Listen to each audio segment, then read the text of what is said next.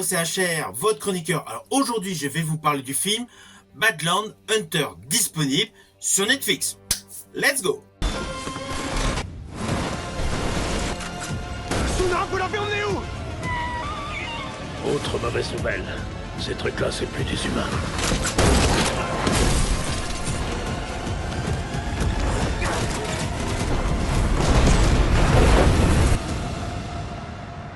Alors le pitch de manière générale est le suivant. Nous sommes dans le futur, il y a eu un terrible tremblement de terre dévastateur et la majorité du monde est devenue une terre hostile. Ce film se situe donc à Séoul, donc Séoul est devenu une terre hostile. Là, à la suite de divers événements, un chasseur intrépide décide d'aller sauver une jeune fille. Jeune fille qui a été enlevée, au final, pour des expériences de laboratoire dirigées par un véritable savant fou. Voilà, c'est le pitch de base de ce film. Je n'irai pas plus loin, vous me connaissez, je préfère que vous ayez la surprise de découvrir les différentes lignes scénaristiques de ce film. Alors on va pas se mentir, le film est assez classique. Le scénario est assez simpliste, mais le scénario est efficace. Ça va, vous êtes toujours en vie? Alors sur le fond, ce film est un très bon film post-apocalyptique dans la lignée des Mad Max. C'est un Mad Max version coréenne. Je rajouterais qu'on est plus dans le registre de l'horreur apocalyptique. Alors pourquoi horreur apocalyptique? Car il y a des scènes très trash. Ah oui, d'entrée de jeu, donc on retrouve l'interprète principal terminer la vie d'un crocodile. Mais outre cette scène limite gore, il y a différents points, différentes séquences disséminées tout au long du récit qui vous présentent des images gore. Je pense notamment à une certaine chose qu'il y a dans un bocal, dans un placard. Je vous laisserai vous découvrir, ne vous inquiétez pas. Mais voilà, il y a pas mal d'effets assez gore qui peuvent faire penser jadis à certaines scènes de Reanimator. Once you wake up the dead, you've got a real mess on your hands.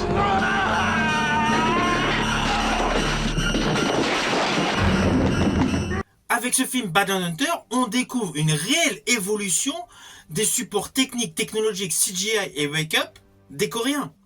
Cela se retrouve à chaque plan séquence. Il y a une réelle innovation en termes d'effets visuels. Et les maquillages sur les acteurs sont une plus-value.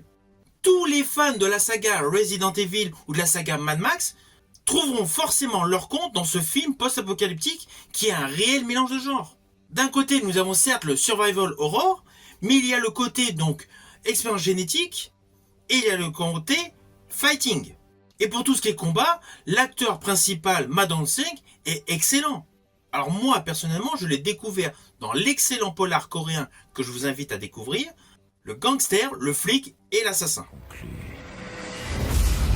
Le gangster et le flic s'associent pour choper l'assassin. Oh putain, c'est du lourd!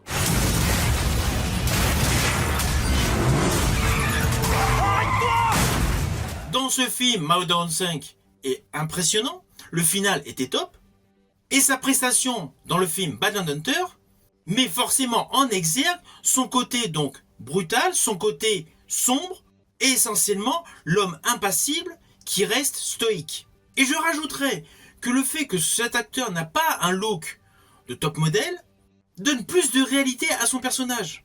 Lorsque l'on voit cet acteur déambuler tout au long de ce film, ou quel que soit le film dans lequel il joue, on se dit, c'est un homme comme tout le monde. Il fait partie des standards classiques. Et cela ajoute une plus-value par rapport à l'histoire de ce film. Tout le monde peut s'identifier à son personnage. Alors oui, dans ce film, il a une plus-value importante, c'est dès qu'il frappe quelqu'un, il le fout KO. Il a une force incommensurable. Mais en dehors de cet état de choses, sa prestance d'acteur colle parfaitement avec le récit. Alors toujours concernant Ma Dong, honnêtement, je l'ai apprécié dans le film Roundup. C'est un malade.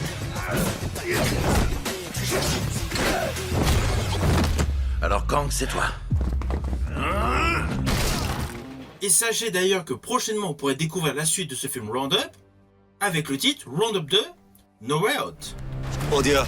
사망자 혈액에서도 마약이 검출됐어요. 그럼 사망한 후에 누군가 던졌다. 왜? 죽이면 안 돼? 지조가 한국으로 카르자를 보냈어.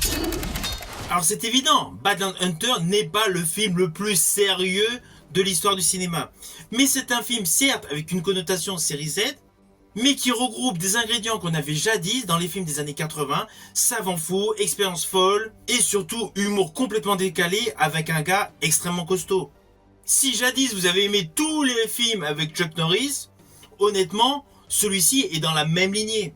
Le personnage de Ma Dong-seok pourrait très bien être interprété par Chuck Norris. Ce film a un réel côté jubilatoire.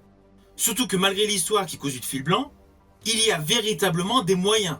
Et cela permet donc, pour beaucoup de plans séquences, d'avoir de réelles scènes de boucherie.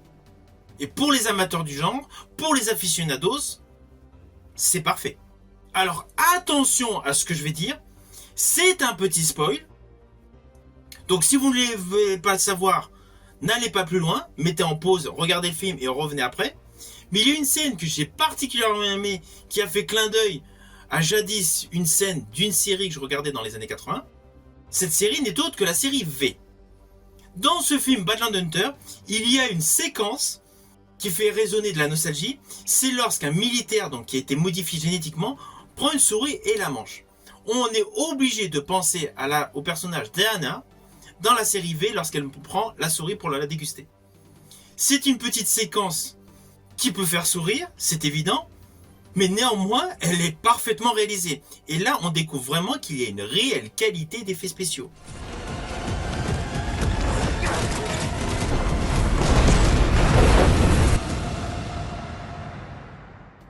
Ça va, vous êtes toujours en vie?